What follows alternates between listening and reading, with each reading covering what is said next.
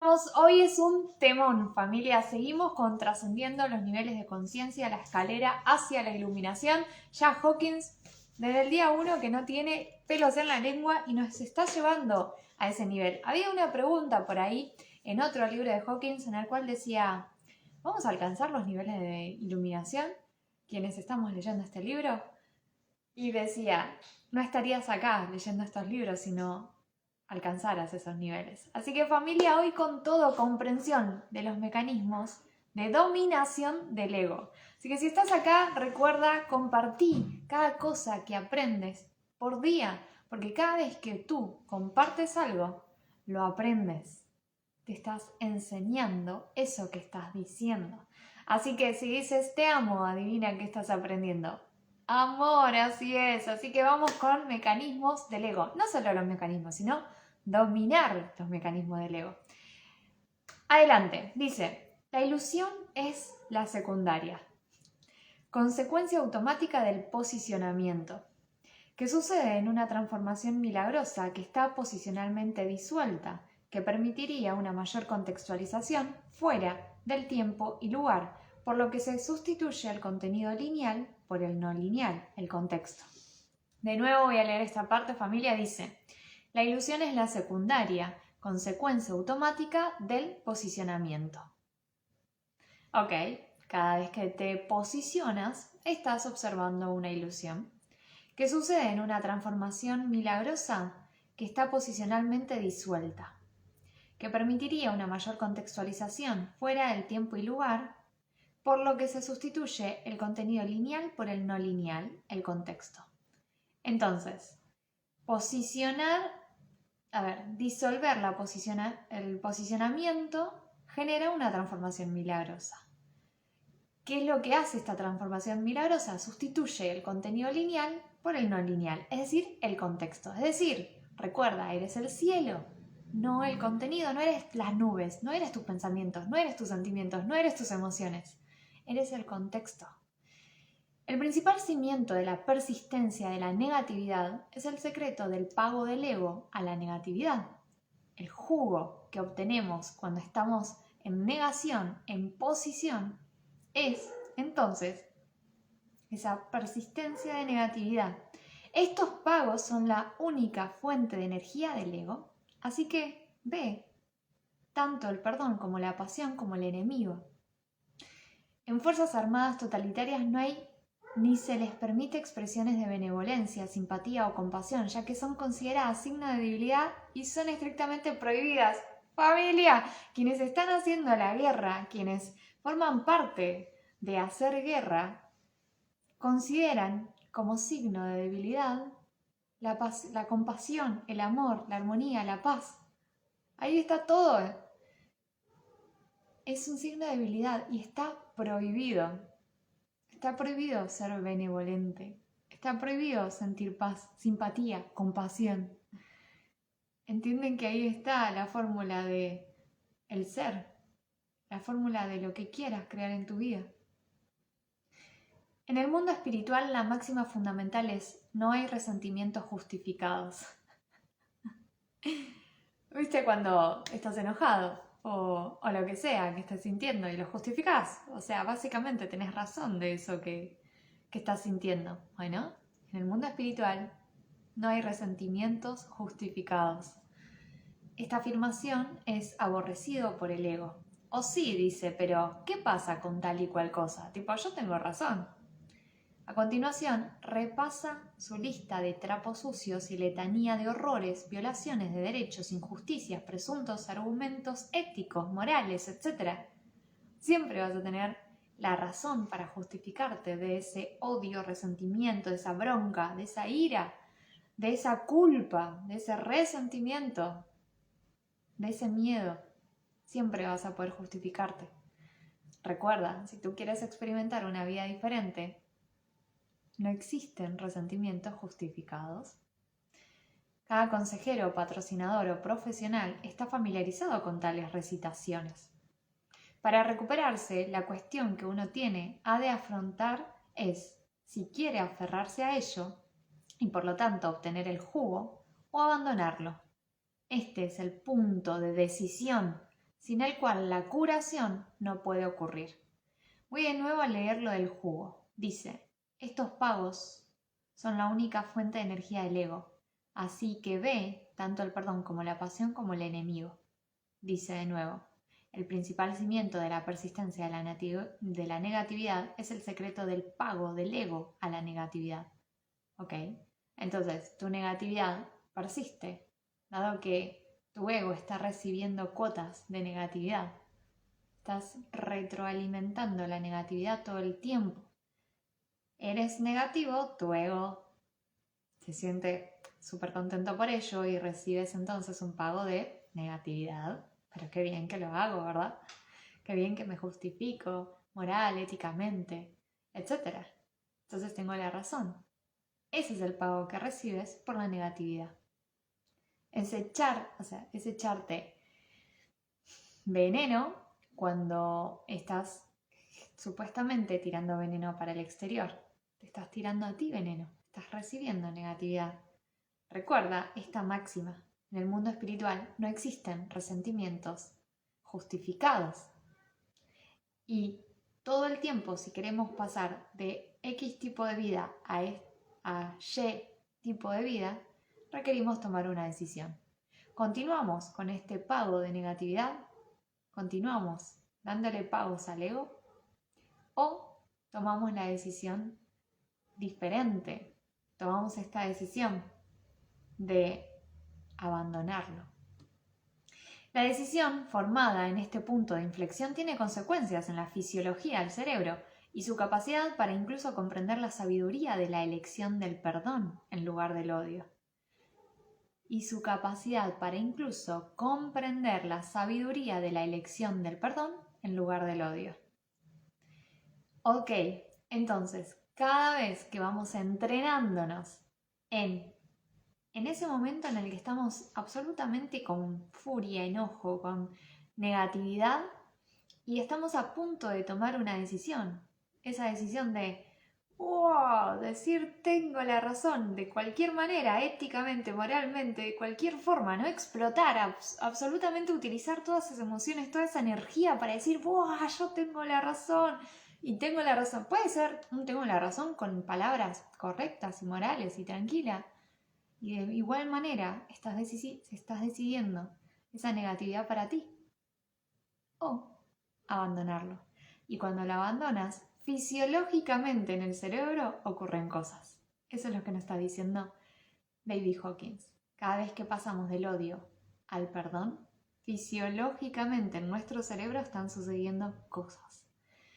Para ayudar con la aceptación de este paso necesario, es decir, ponte en situación. Estás discutiendo con tu hermana, padre, familiar, tutor, vecino, almacenero, taxista, jefe, quien sea.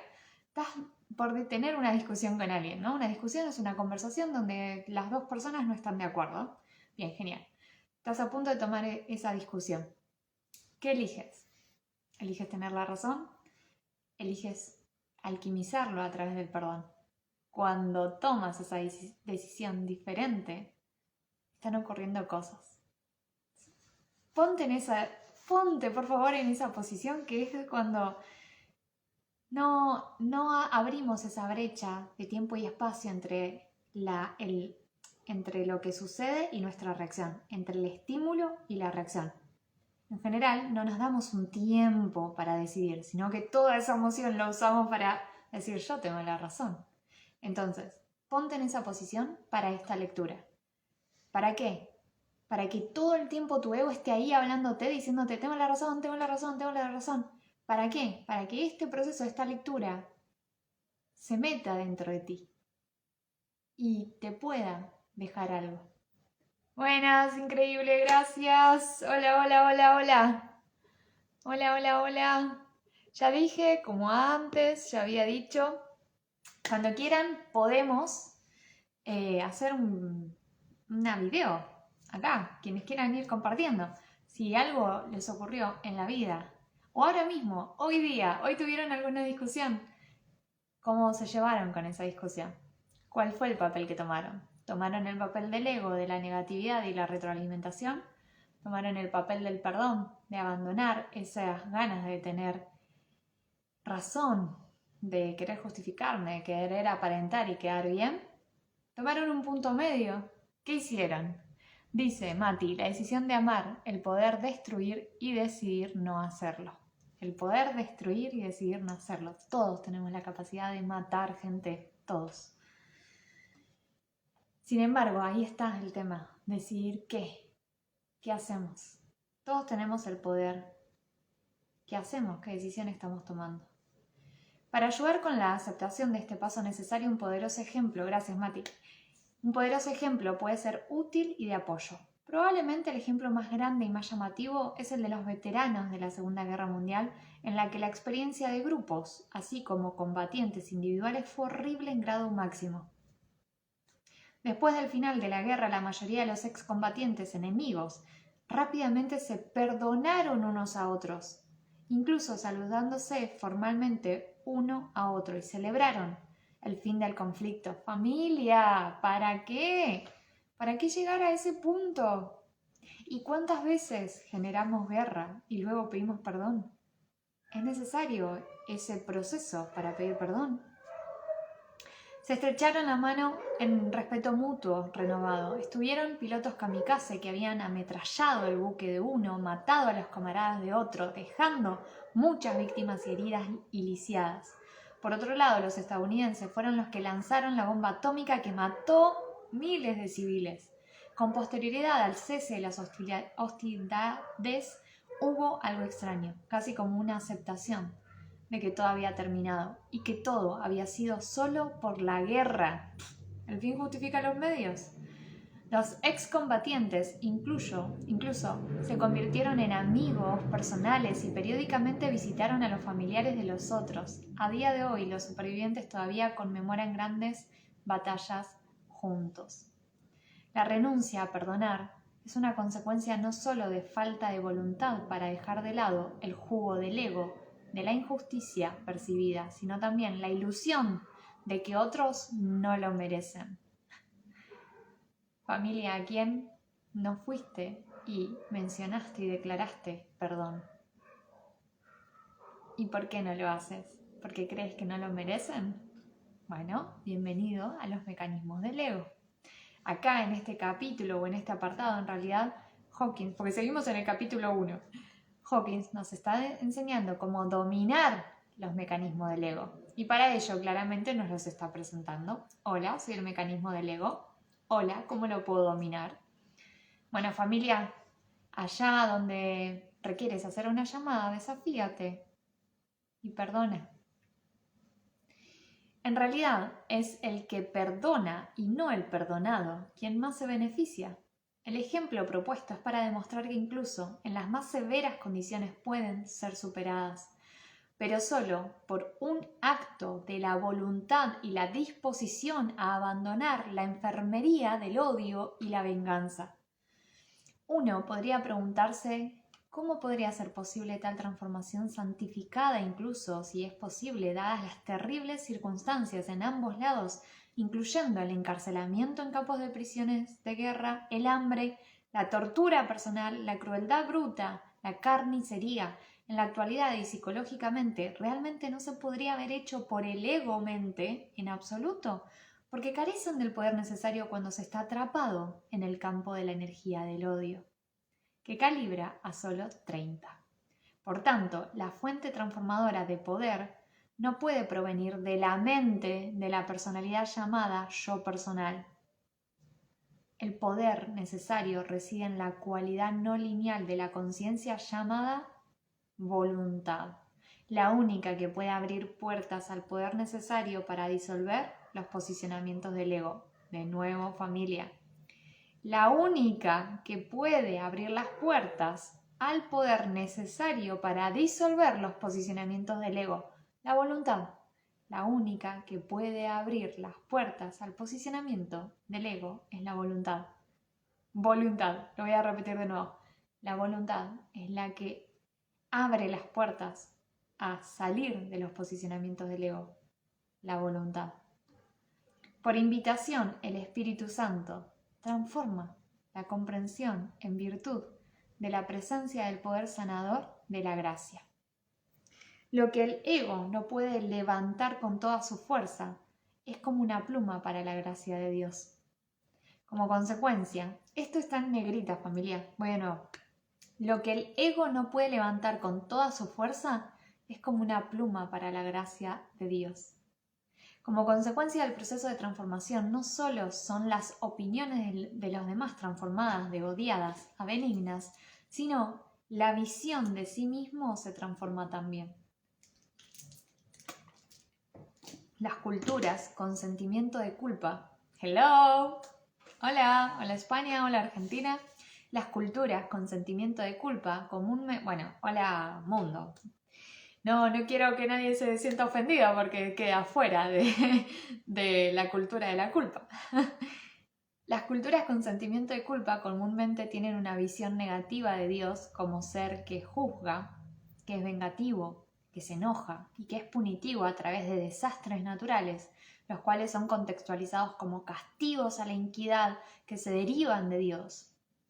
El juicio personal se basa en la percepción, que es reforzada por la creencia y la programación previa, todo lo cual se mantiene en su lugar por los pagos de las energías negativas del ego. El ego solo ama el sufrimiento injusto, siendo el mártir, el incomprendido y la víctima sin fin de las vicisitudes de la vida.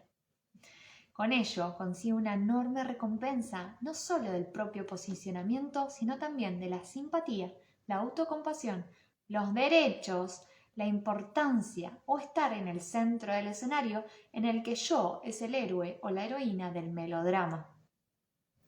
Me hizo acordar a la serie de La Casa de Papel, en el que el director de La Casa de Papel, el presidente de La Casa de Papel, del Banco de España, fue como la víctima y en base a ello utilizaba todo el proceso de victimez en el que él vivió el robo y se hizo bestseller, etc. A todo el mundo le encantaba el melodrama. ¿Por qué, familia? Y porque es uno de los mecanismos del ego. Todo el mundo quería escuchar a ese héroe del melodrama. Bueno, ahí está, presente en bandeja. Hasta de las series podemos sacar cómo podemos dominar los mecanismos del ego. Los desaires son tesoros del ego, las lesiones, la atención de sentimientos heridos y las quejas son recogidas en este melodrama interior de la injusticia. A este fin, las leches del ego colectivo, derechos, dice leches, pueden ser convocados y racionalizados para cualquier posicionamiento o punto de vista extremista. La batalla por los derechos es la corriente principal de los medios de comunicación y el contencioso conflicto social denominado política, para la cual la verdad es voluntariamente sacrificada para ganar y para que millones mueran. Un examen interior y honesto con uno mismo revela los secretos y placeres que el ego obtiene de alimentar estas justificaciones y protestas. La ilusión del ego es que este proceso es autoalimentado cuando en realidad tiene exactamente el efecto contrario. Dar a conocer este círculo vicioso está bien para ver la totalidad del sufrimiento humano y recontextualizar los sucesos desde el nivel de la compasión.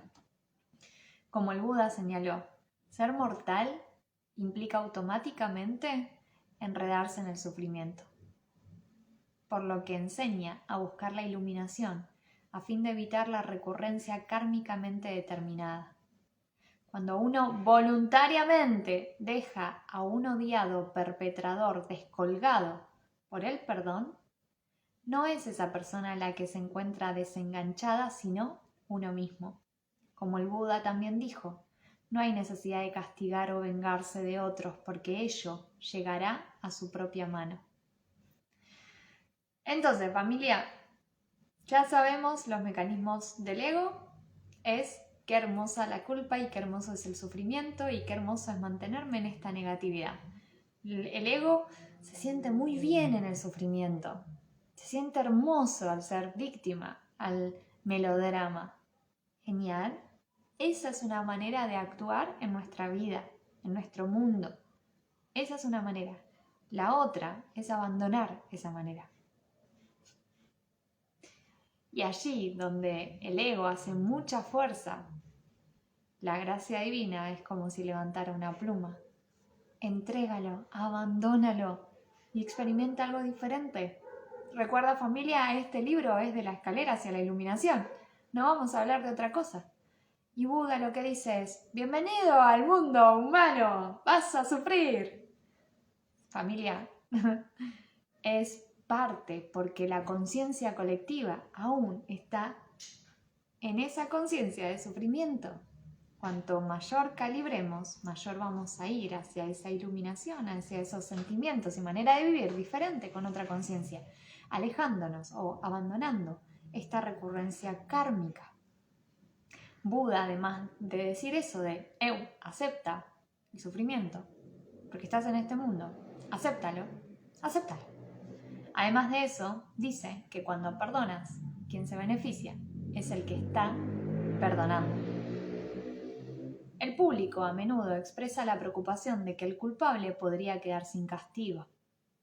Cualquiera familiarizado con la conciencia y la verdad espiritual se da cuenta de que tal cosa no es posible. Cada uno es responsable ante el universo y está sujeto a la divina justicia por la dinámica del mismo universo. Como un corcho en el mar, cada alma flota en el nivel de su propia capacidad, el cual no se debe a algún acto arbitrario del mar. No hay manos en el timón sino las propias, que están en la total libertad de la vida concedida por Dios. Ay, nos da libertad en la vida Dios. ¡Qué bonito! Ningún hombre cae, sino por su propia mano. Incluso el suceso de los supuestos accidentes es una mera percepción. No hay accidentes en el universo, no son ni siquiera una posibilidad. Lo que realmente significa es que son impredecibles o incomprensibles para el ego lineal y su limitado paradigma newtoniano de causa y efecto, que calibra en 450. En los titulares de hace 20 años, esto de causa y efecto es hermoso. Yo lo descubrí a través de Joe Dispenza. Joe Dispenza lo que dice es: tú eres la causa. Y muchos lo que mencionan es, el libro de Un Curso de Milagros es: en esta vida está todo al revés. O sea, todo lo que tú ves está al revés. Si tú crees que lo que está afuera, está al revés. Hoy, por ejemplo, me llegó una revelación, familia, y bueno, vamos a compartirla, así la aprendo, ¿no? Cada vez que compartimos, lo aprendemos aún más. Por eso los profesores enseñan, ¿no? Cada vez que enseñamos, o los maestros, cada vez que enseñamos, aprendemos de aquello que enseñamos. Es decir, si yo te digo: hola, ¿cómo estás? Con una sonrisa, estoy aprendiendo eso. Si yo te digo: ¿cómo estás? Estoy aprendiendo esa manera de comunicarme. ¿Se entiende? Es muy básico. Entonces, lo que hoy aprendí es lo siguiente. La revelación que llegó a mí es la siguiente. Como trato lo que está afuera, es como me estoy tratando. Ejemplo. Tengo esta botella de agua y la apoyo así. Eso es el trato hacia mí. Si yo tengo esta botella de agua y la apoyo así, o la abro de esta manera, tomo agua, la apoyo, cierro de esta manera, ese es el trato que me estoy dando a mí. Todo lo que yo percibo que está afuera es como me estoy viendo a mí, como me estoy tratando a mí, como me estoy hablando a mí, todo el tiempo. Entonces, qué raro que hay tantos ejemplos de tiende tu cama. Hay un libro incluso de tiende tu cama. Hay un montón de consejos de trata a tu prójimo como te gustaría ser tratado a ti. Hay millones de ejemplos de esa manera. Solo que hoy me llegó esa revelación. También entendía que lo que está afuera está adentro. Sin embargo, recién hoy me llegó esta revelación, esta comprensión de cómo tiendo la cama. Por eso te dicen: todo lo que hagas, hazlo excelente. Había por ahí incluso Ay, ¿de dónde era esta persona? ¿De dónde era? Creo que era un chino o un japonés, no recuerdo, disculpen. Igual no recuerdo el nombre, más lo interesante es lo siguiente. Este chino o japonés, esta persona oriental, lo que hacía era ir al baño, por más que sea público, y cada vez que se iba de ese baño, antes lo limpiaba. Todo. porque iba a venir alguien más. O sea, lo hacían servicio para un otro. Todo aquello, como estés tratando afuera, es como te estás tratando a ti. Si en tu lugar y en tu espacio de trabajo hay desorden, así te estás tratando a ti. Por eso también, ¿no? El Feng Shui o la casa o cómo está, bueno, es cómo te estás tratando a ti, familia. Bueno, esa fue mi revelación. Quien comparta o quien haya sentido algo o quien quiera compartir otra revelación que haya tenido, bienvenido sea porque la vamos aprendiendo. Entonces dice, en los titulares de hace 20 años estaba el ejemplo de un avión volando a gran altura cuando una parte del fuselaje salió volando y solo una persona de los cientos de pasajeros a bordo fue succionada. Las personas se congregan en grupos porque son alineados con el mismo campo atractor. Cuando los peces en el fondo del mar son sorprendidos por las aves que vuelan en bandadas, cada uno está donde está, no como consecuencia de su alineamiento con los demás, sino porque todos están en sintonía con exactamente el mismo campo de atracción. Cada uno individualmente está siguiendo un potente campo magnético similar al que, a su vez, está sujeto a la siguiente esfera de atracción en orden superior, y así sucesivamente hasta la divinidad. El pasaje anterior calibra 9.95. Familia, lo voy a volver a leer. Tal vez con otra armonía en mi voz, porque todo es sonido, todo se mueve. Creo que era Yokoi. ¡Wow! ¿En serio? Bueno, muchas gracias, Mati. Acá no sé cómo se pronuncia esto, lo voy a pronunciar así. Mati dice, creo que era Yokoi Kenji. Gracias, Mati. Después lo voy a googlear. Bueno, dice, familia, esto que voy a leer calibra 9.95. O sea, solamente el sonido que es percibido de lo que voy a estar leyendo está calibrando muy alto. Bye. Voy a ello. Dicen, en los titulares de hace 20 años estaba el ejemplo de un avión volando a gran altura cuando una parte del fuselaje salió volando y solo una persona de los cientos de pasajeros a bordo fue succionada. Las personas se congregan en grupos porque son alineados con el mismo campo atractor. Cuando los peces en el fondo del mar son sorprendidos por las aves que vuelan en bandadas, cada uno está donde está, no como consecuencia de su alineamiento con los demás, sino porque todos están en sintonía con exactamente el mismo campo de atracción. Cada uno individualmente está siguiendo un potente campo magnético similar al que a su vez está sujeto a la siguiente esfera de atracción en orden superior, y así sucesivamente hasta la divinidad. Dice, título, las políticas del ego-odio. La estructura dualista del ego se propaga por un posicionamiento que tiende a ver todo en términos de agresor-víctima. Esto es el clásico error relativista de Karl Marx. De nuevo, la estructura dualista del ego, todo es dual, se propaga por un posicionamiento que tiende a ver todo en términos de agresor-víctima. En virtud de una posición, soy agresor, soy víctima, los sucesos se dividen en opuestos y la consecuente culpabilidad puede ser dirigida hacia el interior como la culpa o proyectada hacia el exterior como odio y paranoia. Por tanto, el ego es un juez mental. ¿Por qué? O porque sos víctima o porque sos el agresor, ¿se entiende? El juez. Entonces, por lo tanto, el ego es un juez mental y traigo a la filosofía tolteca que dice que tú eres tu peor juez. Los 4 acuerdos, un libro de 80 páginas que te recomiendo leer. Por tanto, el ego es un juez mental y sin darse cuenta se convierte en su propia víctima. Sos víctima de tu ego. Si se odia, me hizo acordar otra cosa. La peli, ¿cómo se llama? El Doctor Strange, la primera, en la que Mahamun, no me acuerdo, el malo de la película, aparece y el Doctor Strange aparece también y el Doctor Strange lo mete en un bucle a esta maldad. Y la maldad lo mata y vuelve el Doctor Strange porque había aparecido un bucle en el tiempo. Lo vuelve a matar, vuelve a aparecer el Doctor Strange, el malo lo vuelve a matar y así hasta generarse un bucle. Entonces después el malo le dice, por favor, libérame. ¿Qué ha pasado? Es como este ejemplo en el cual el ego se vuelve víctima de su propia tortura. Si se odia, se siente inconscientemente culpable por violar la verdad y puede reprimir la culpa acumulada, lo que añade más energía al odio proyectado. Como será discutido en un capítulo posterior, esto también incide en el nivel de miedo, por lo que los proyectos del ego inconscientemente esperan regresar. Entonces, si yo hago algo, siento culpa por ello, luego siento culpa por sentirme culpable, por ejemplo, o siento culpa por lo que hice y genero más culpa. Así vivimos. Hola, bienvenido al ser humano, a este vehículo. Y encima puede incidir en miedo, no solo en culpa. Entonces, así es como se está apagando el ego. Al final, termina encapsulado en una rueda infinita. ¿Se ve el bucle? Puedes ver el bucle. Ahí está la mayoría de la población familia.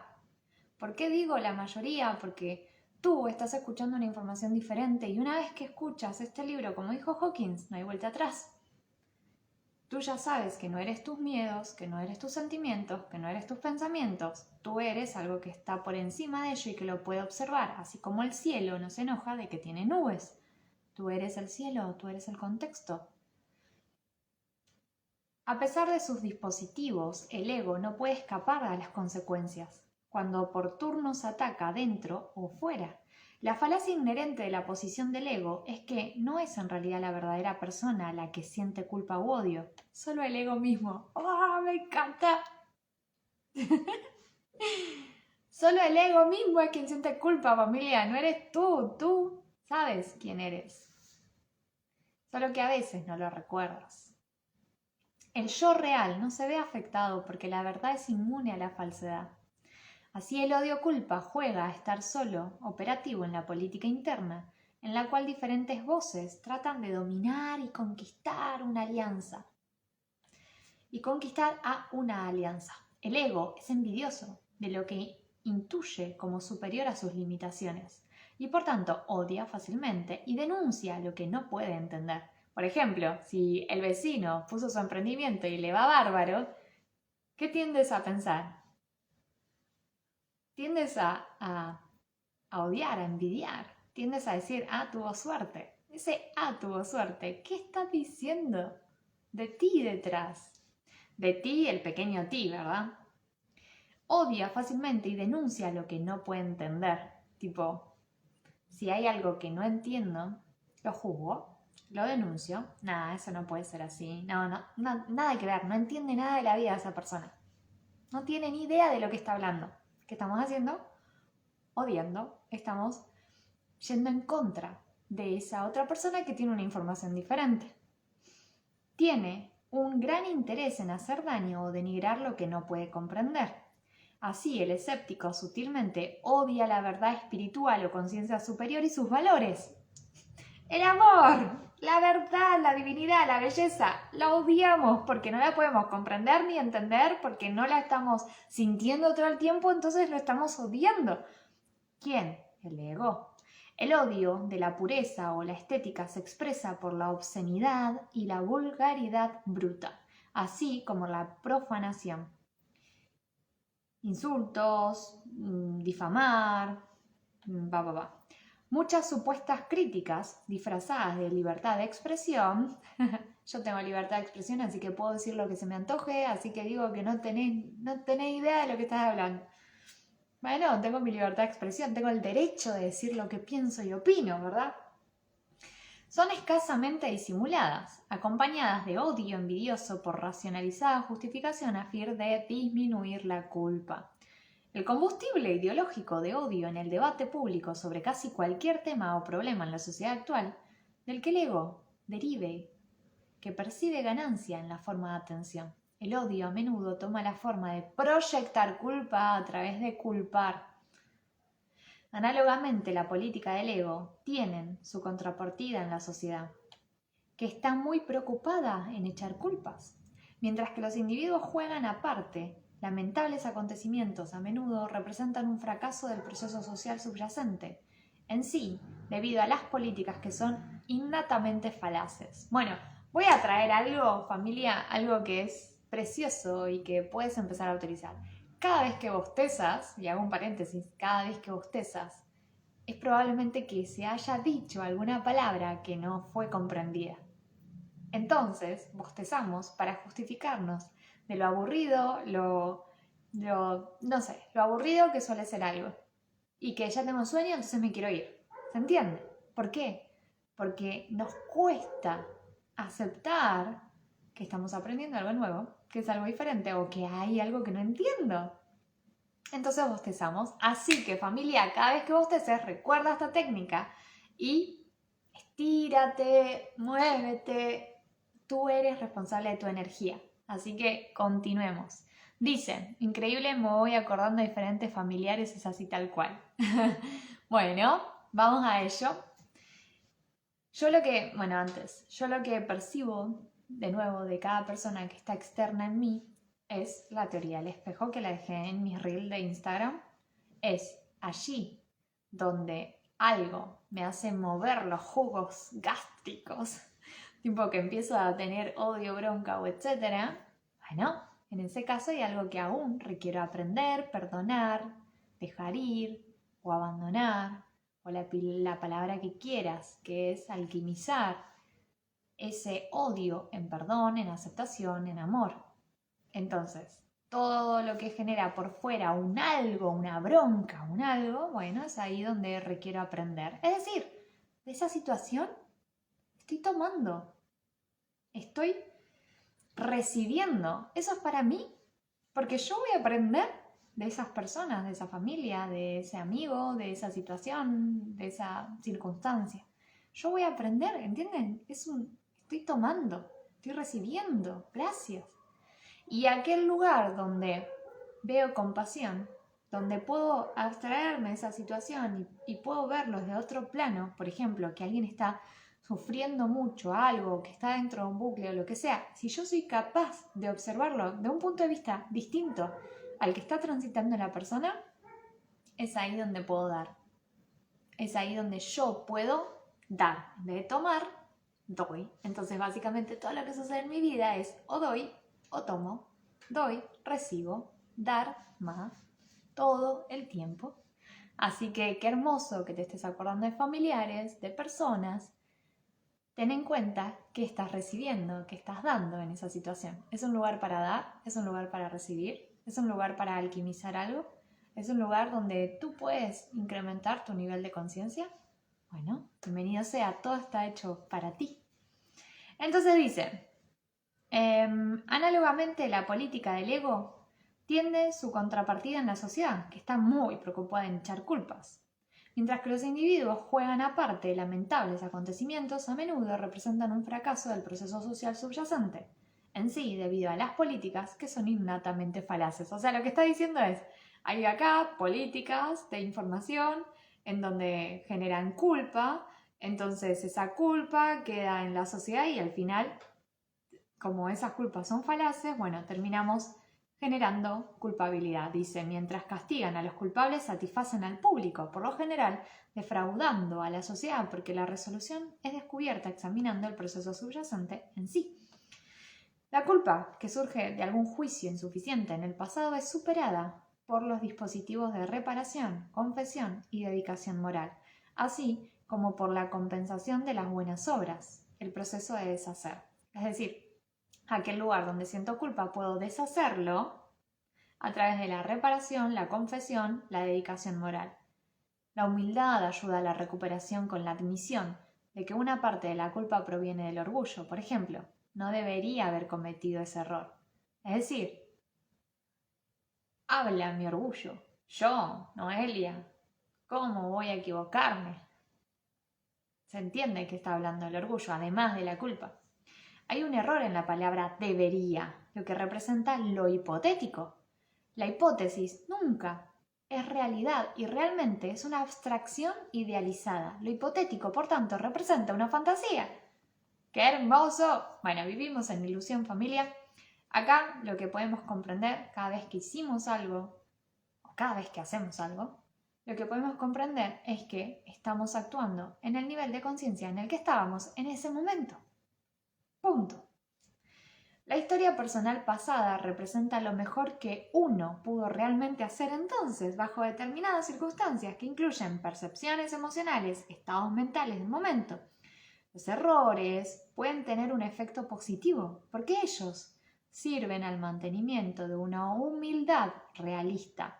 El ego es una brújula defectuosa que a menudo da una dirección errónea. ¡Ay, ay, ay!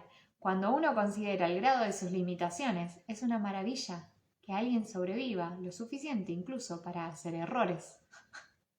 Cuando uno considera el grado de sus limitaciones, o sea, imagínate todas las limitaciones que estás teniendo simplemente por no elevar el nivel de conciencia, simplemente por no conocerte a ti mismo, simplemente por no saber tu propia verdad. Imagínate todas las limitaciones desde las cuales estás operando por no reconocerte a ti mismo.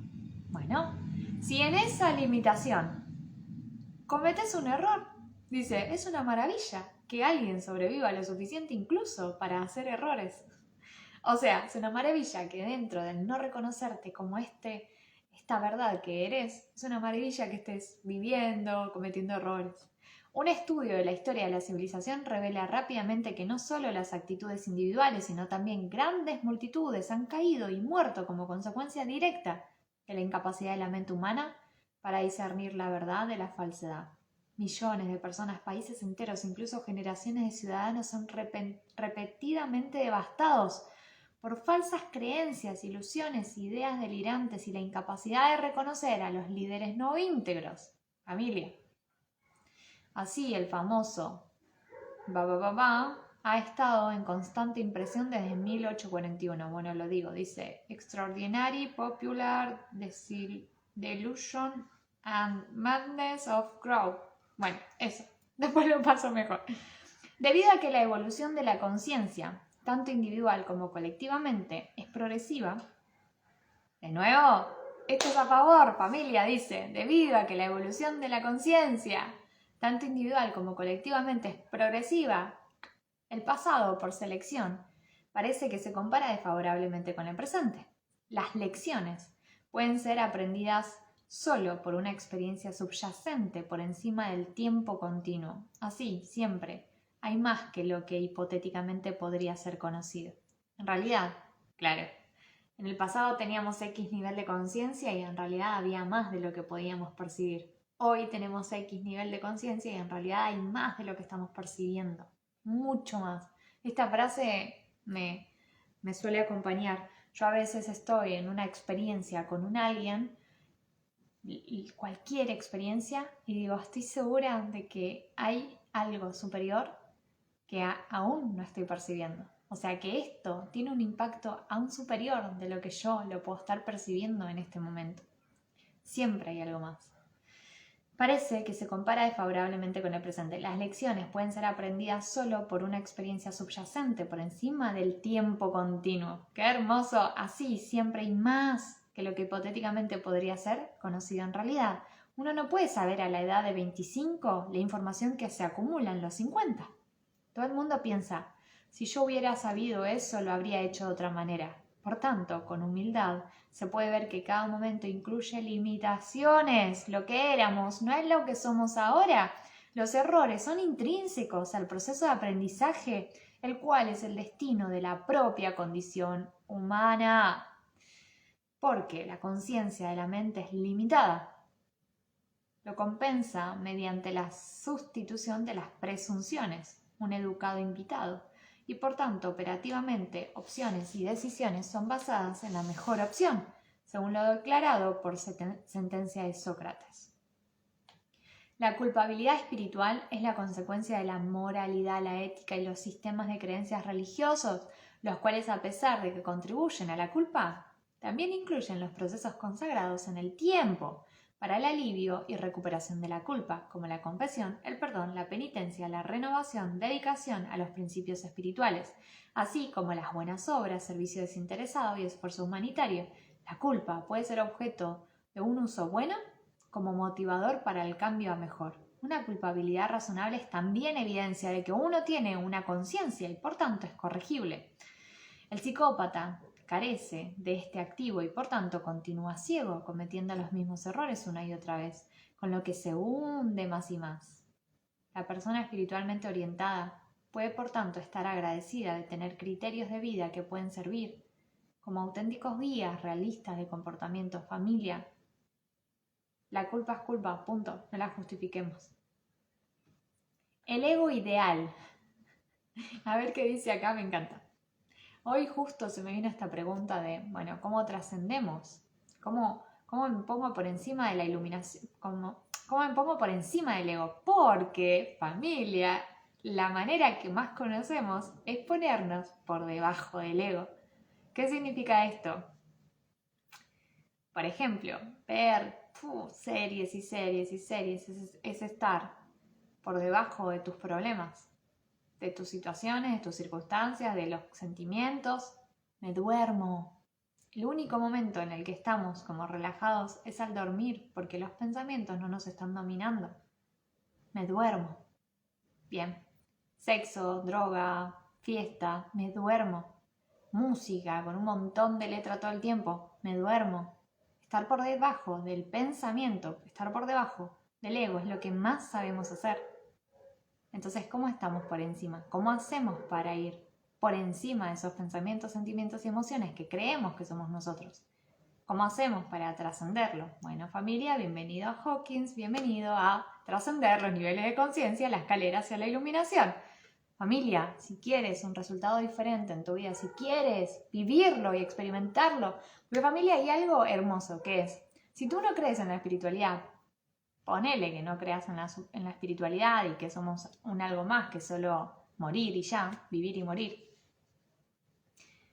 Desde ya te digo que si no crees en nada, primero que no estarías acá, así que no sé a quién le estoy hablando en este momento, pero estoy hablando a mí misma. Si tú no crees en nada, entonces tienes una vida finita, según tu idea. Entonces, si tenés una vida finita, ¿cómo la querés experimentar?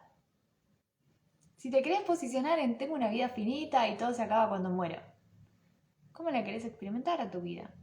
¿Qué haces aún en lugares y circunstancias donde no te sientes feliz? Punto. Entonces, desde ahí vas a empezar una transformación y una elección diferente en tu vida, porque sí, porque si dentro de, a ver, yo tengo 30, si la esperanza de vida es 90, bueno, hola, en 60 años, con mucha suerte, me estaría muriendo. 60 años, ¿cómo quiero vivir? ¿Bajo qué contexto? ¿Con quiénes me quiero experimentar? ¿Qué lugares quiero conocer? Bla. Si tú crees que hay una finitud, bueno, ¿qué estás haciendo con tu vida? Y si tú quieres, y si tú crees que hay una infinitud, que no sea una justificación para entonces, bueno, me relajo, total, en la próxima vida vuelvo y hago lo que no hice en esta. Y tampoco. Familia, vamos. Dice Mati, me vuelvo loco, qué increíble, se me explota el corazón, qué genial. Bueno, Mati, qué lindo, qué alegría, me encanta.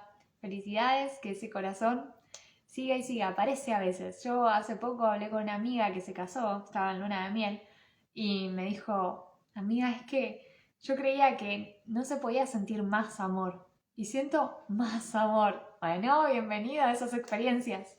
Dice, gracias por todo esto, qué linda la gratitud. Te felicito, Mati, por estar en esa calibración. Gracias. El ego ideal. Otra estructura de la psicología del ego fue denominado por Freud como ego ideal, en contraste con la identificación de los instintos animales reprimidos y el superego o conciencia. Este mecanismo mental está compuesto de admiración, esperanza, y deseo, por metas estándar idealizadas y de identidad, en lo que uno planea y espera llegar a ser. Figuras idealizadas se introducen como modelos y, por tanto, sirviendo de inspiración, sirven las ambiciones y los planes de vida.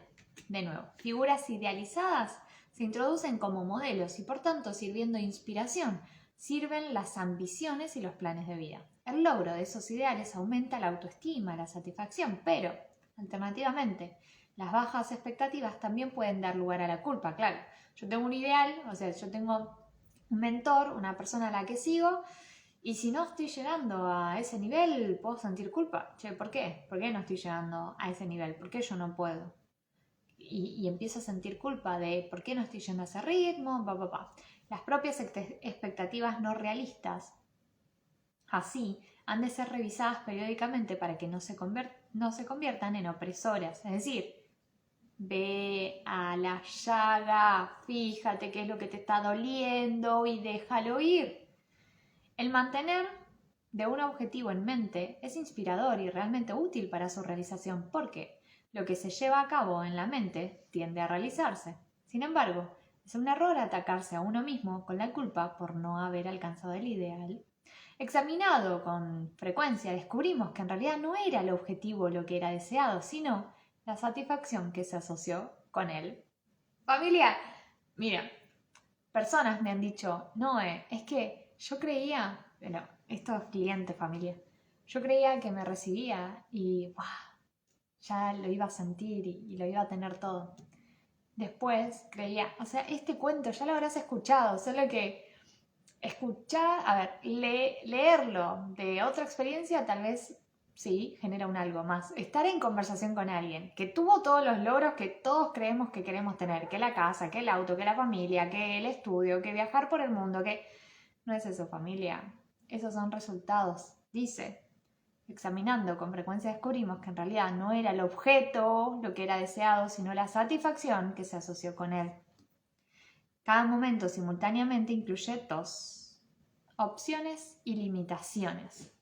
Estas abarcan las consecuencias generales de los efectos kármicos, colectivamente expresados en la totalidad de las circunstancias de la propia vida, inherente y situación. Repito, cada momento simultáneamente incluye dos: opciones y limitaciones. Estas abarcan las consecuencias generales de los factores kármicos colectivamente expresados en la totalidad de las circunstancias de la propia vida inherente y situación. El ego, el yo, es lineal y por tanto sujeto a la limitación y el obstáculo. El reconocimiento de este dilema humano puede derivar en la elección espiritual en lugar de metas materiales. No se puede tomar una remolque al cielo. Claro, familia, si nos queremos cambiar desde lo físico, o sea, lo físico no cambia lo físico. Es la energía lo que cambia lo físico. Dice, no se puede tomar un remolque al cielo. O sea, físicamente no podemos ir a Dios. ¡Guau! ¿Se entiende esto? La frase de atesora en el cielo en lugar de la tierra es útil recordarla.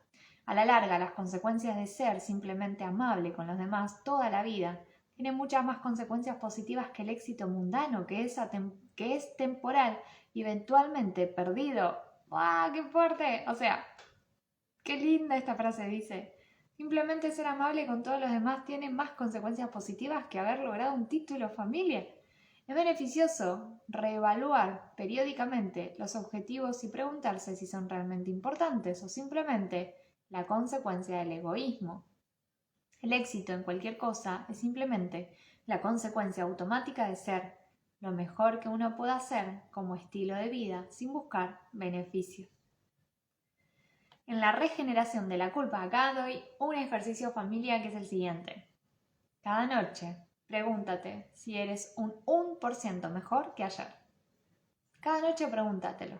No importa, hoy comenzás, hoy es noche, sea donde sea que estés, pregúntate. Hoy soy un 1% mejor que ayer. Responde, sí, no. Listo, cada noche pregúntatelo y fíjate a dónde te lleva. En la regeneración de la culpa, la oración y dedicación a los valores espirituales son de gran ayuda, al igual que la realización compasiva, que es difícil a la condición humana, para el mejor de todos a pesar de las apariencias.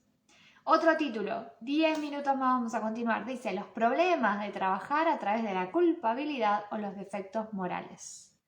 Familia, a estirarse, a elevar la energía, vamos que continuamos 10 minutos más para que todo esto ingrese a nosotros. Dice, la culpa es una función del superego normal o conciencia y es un mecanismo de restricción del contrapeso de los instintos animales e impulsos de lo que Freud llama el ID, que se compone de los instintos reprimidos muy primitivos, incluyendo incluso el impulso asesino.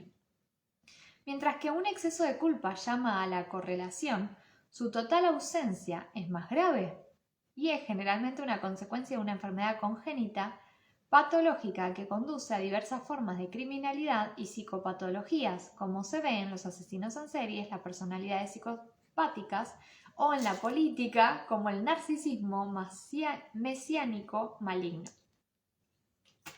En personas normales, dice así, existen mecanismos normales de la culpa que actúan como elemento disuasorio para el egoísmo, la crueldad o impulsos depredadores. Los aspectos útiles de la culpa incluyen el recuerdo, el retraimiento y correctiva autocrítica, que son todos los componentes de la moral responsable y ética.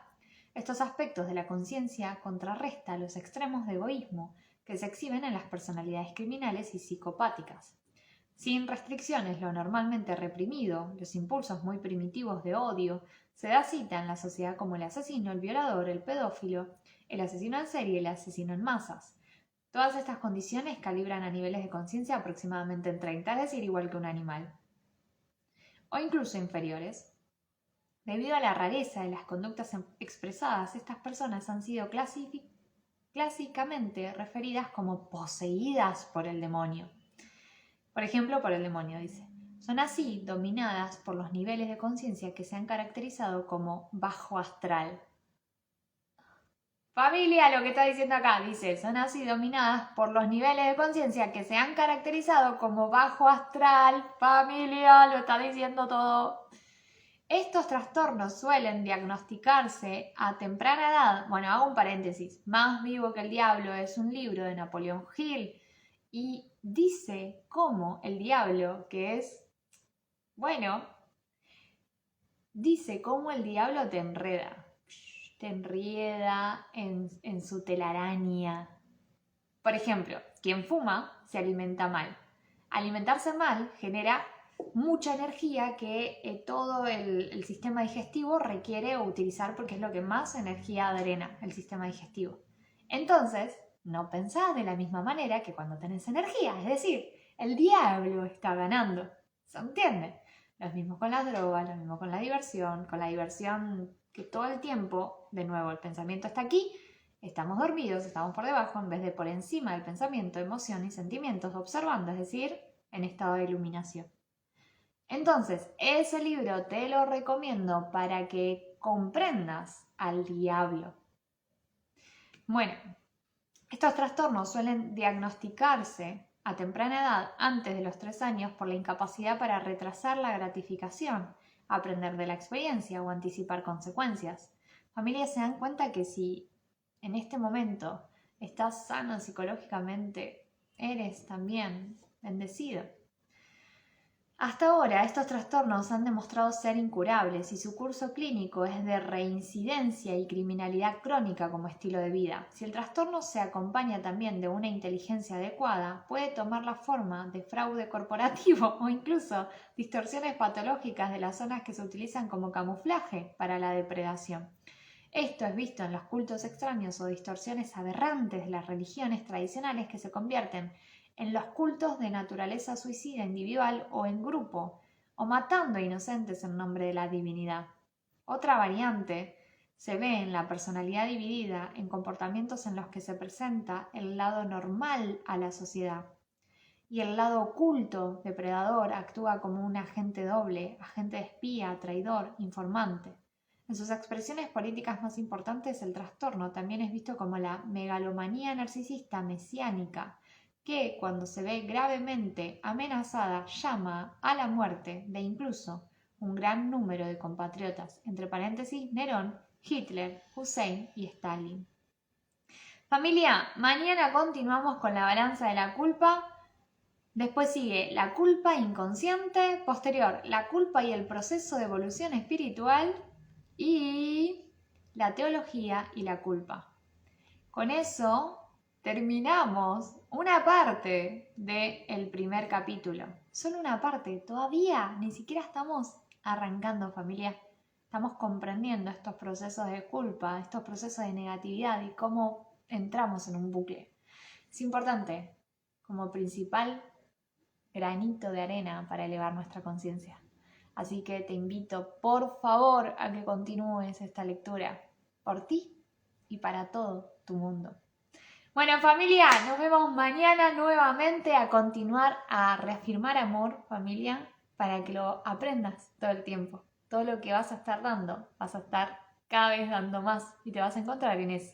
Dice Ezequiel, empieza lento. Primero uno puede ser un adicto a la pornografía, por ejemplo, y luego al volverse costumbre se busca algo un poco más fuerte y terminan rompiendo su moralidad. Es buenísima tu lectura. Gracias, estoy sorprendido, increíble. Gracias. Gracias Ezequiel, gracias Mati. Bueno, justo eso es lo que dice, imagínate la telaraña de una araña. A veces digo cosas que me causan gracia. Bueno, la telaraña de la araña, imagínate que estamos ahí como en la parte más externa. Imagínate la araña en el centro. Ok, si estamos en la parte más externa, tenemos la capacidad de salir. Ahora, si estamos en la parte más interna, que es lo que tú dices, primero uno puede ser adicto a la pornografía, bueno, veo a una mujer, un hombre o lo que sea, veo una peli, no sé, tengo relaciones con X y mientras veo una peli o lo que sea, ¿no? Un poquitín, un poquitín.